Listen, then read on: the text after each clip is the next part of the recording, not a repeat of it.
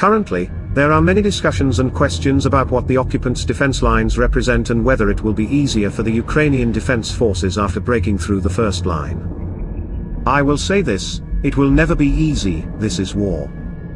But a little clarity, I think, should be made.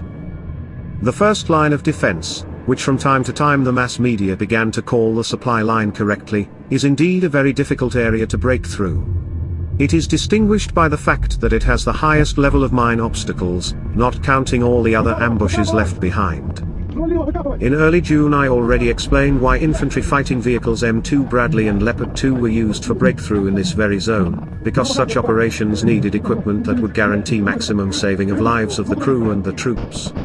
And that was the reason for the unhurried advance of the defense forces in the support zone. The second line of defense is the main one. Despite the fact that it is called the main line of defense, here the concentration of minefield obstacles is smaller and is mainly placed artillery, which covers the first line with fire, as well as the main forces and means of the occupation troops. In essence, the support strip is designed to slow, or even stop the advance of enemy forces.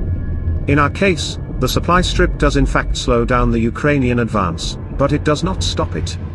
And there is one more very important nuance. The Russian command began to use reserves from the second line to reinforce the first, in fact from the second half of June. At the same time, the Ukrainian side is still operating in a support strip with units of limited functionality, without engaging the main strike group. To understand the borders of the main line of defense, its strongholds are, for example, Staromlinivka, Robotin, Novoprokopivka, Vasilivka, and so on. And as we can see, in a number of directions Ukrainians are in close proximity to some of these strongholds. You can draw your own conclusions.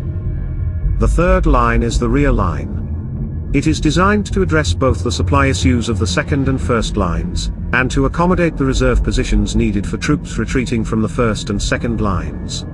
But these positions are less well equipped than in the first two lines of defense. In turn, after the activation of the Ukrainian side in the support strip, not only the second line opened up, which involved artillery, thereby giving away its positions, which served to set a record for the destruction of barrels of Russian troops, but also the third line, the rear facilities, began to be worked on. In June records were also set for the number of destroyed enemy air defense systems, the record of destroyed special military equipment, and the second highest result throughout the entire war for the number of destroyed enemy vehicles. This is what the lines of defense of the occupants are like.